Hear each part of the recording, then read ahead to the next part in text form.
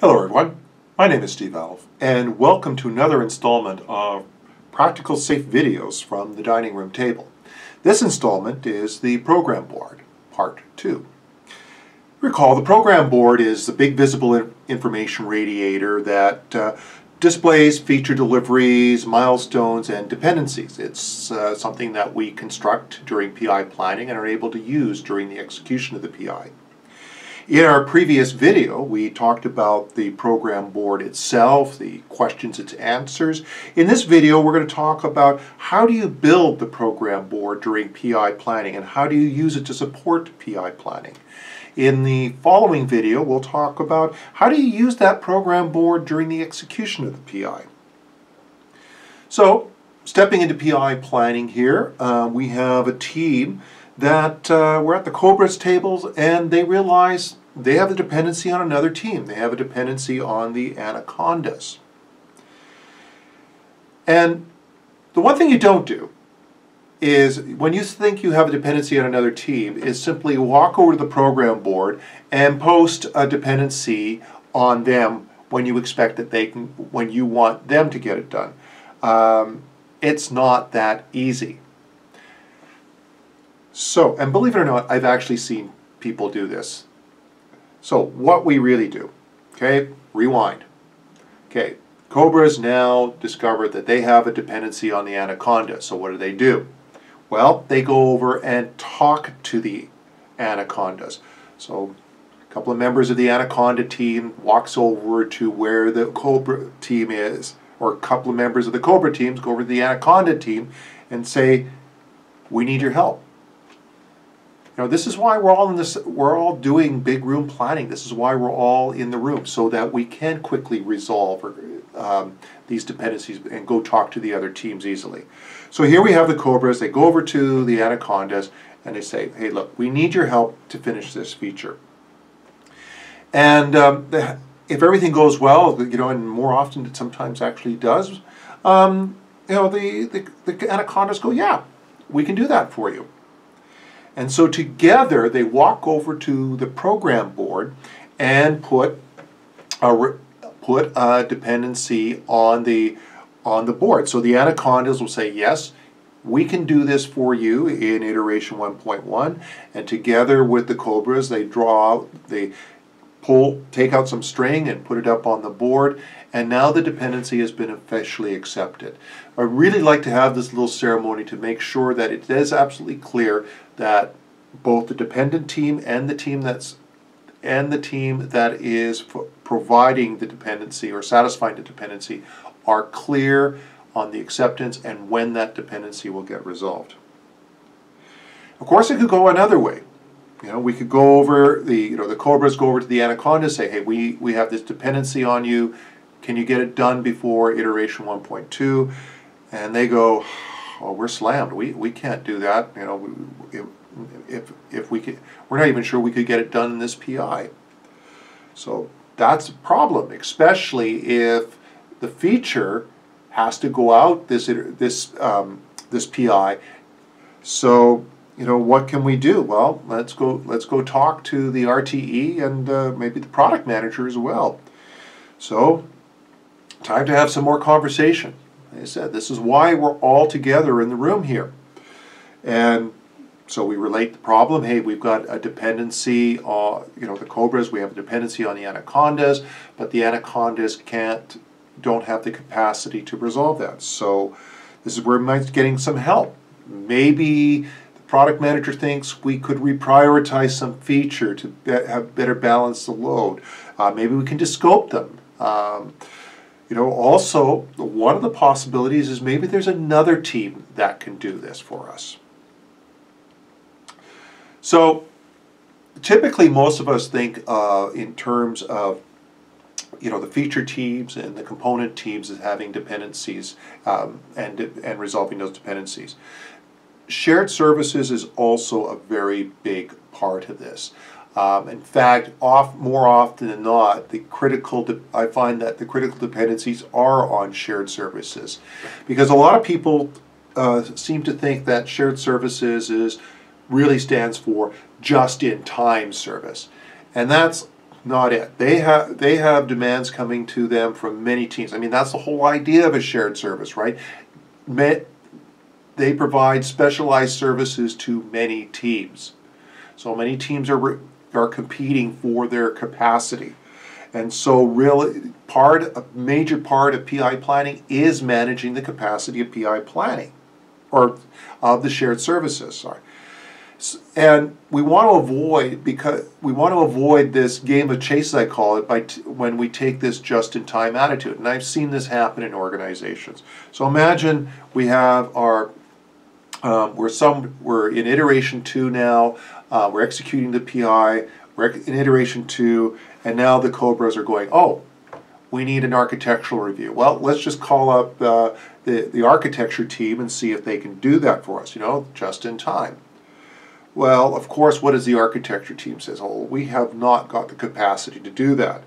And now the Cobras are sweating because they realize that if they don't get this feature out, and it has a dependency on the architecture team that the architecture team can't satisfy, they're going to catch a lot of heat. And so they really protest on this. So, but the architecture team goes, look, I'm sorry, your lack of planning isn't our crisis. So we take a more active approach during PI planning. The architecture team, even if they're a shared service, is like any other team. They have a certain capacity to do work. And so part of PI planning is to ensure that the demand for the shared services is matched by the capacity, or that they're in balance. So what we have here again is the Cobras come up to, the the architect and say, hey, we need your help to complete this feature. And they might say, well, yeah, we're busy, but we can certainly get that in. So again, we have the same ceremony that we had before, where the architect and the Cobras, they would go to the program board and put and collectively or both put the dependency on the board to show that the dependency has been accepted. And in this way now, the Cobras know that the architects are aware of the dependency and have said, we accept that dependency and we can do it. Of course, the other outcome could be that the architect says, well, no, we can't do that. We don't have the capacity to do that. And that's going to be a real problem.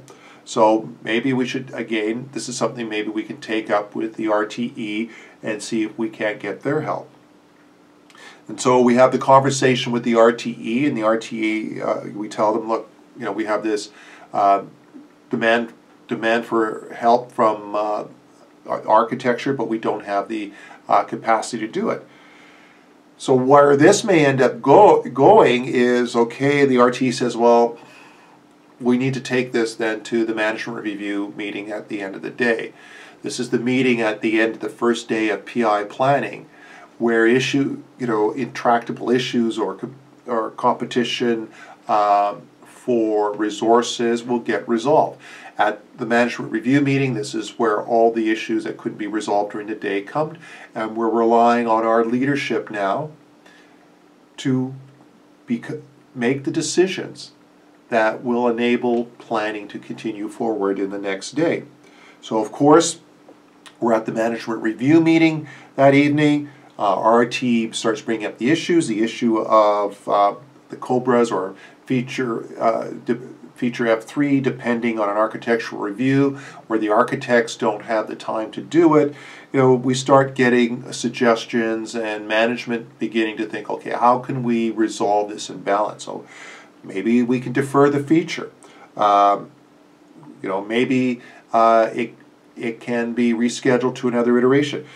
What if we descope? So management starts to argue what the trade-offs are, that may lead to reprioritizing or descoping features. Maybe the work is shifted between teams, but the result is a decision gets made. And the next day, the RTE will explain Hey, this is what we did. This is what we decided last night. This is the changes that we're going to make to the plan. One of the outcomes may be that the feature disappears altogether.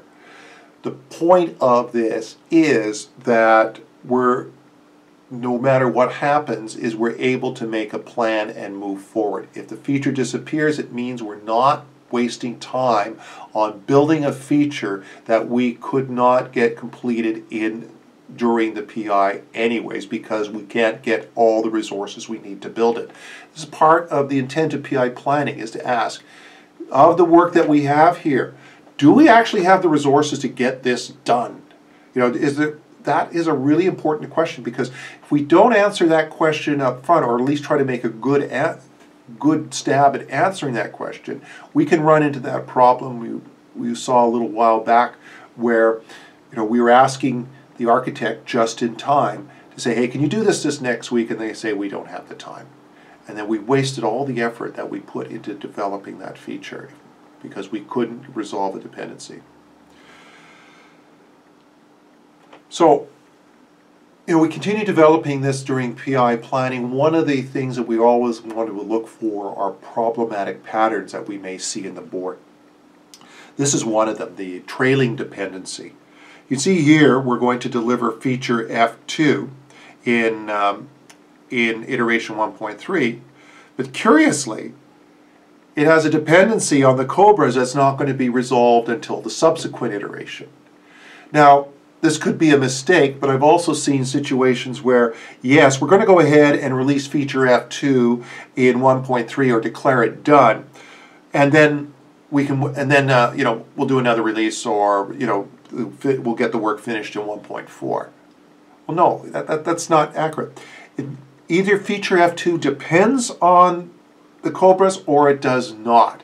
If we're saying that it's done in 1.3, then it's done in 1.3, and there's not a subsequent dependency.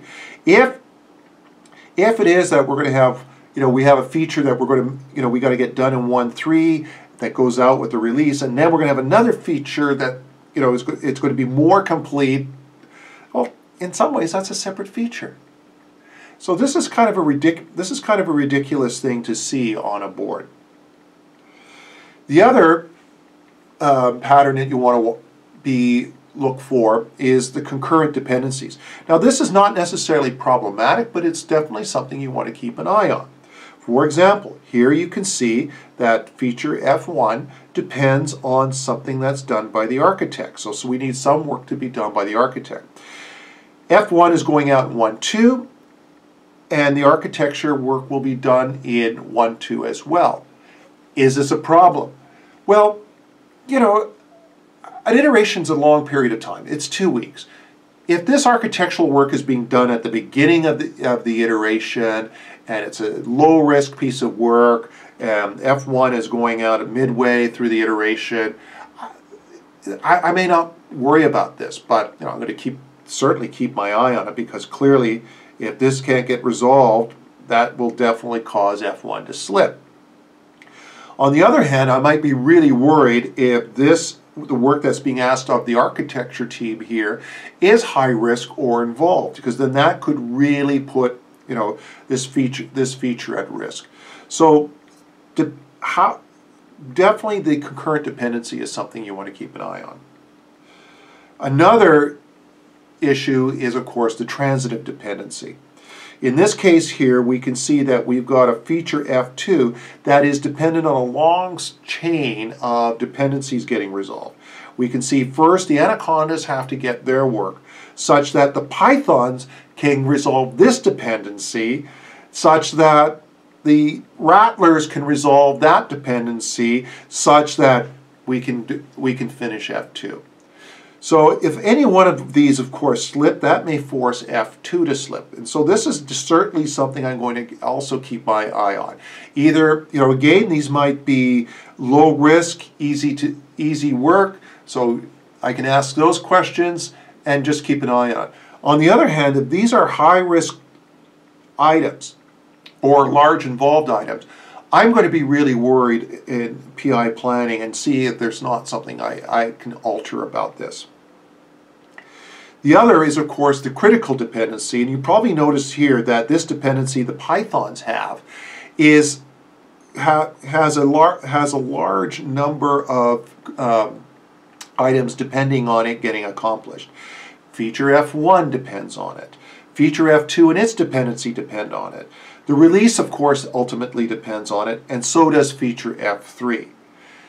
Again, this is one of those things, if it slips, it causes a cascade effect that's going to cause a lot of other features to slip.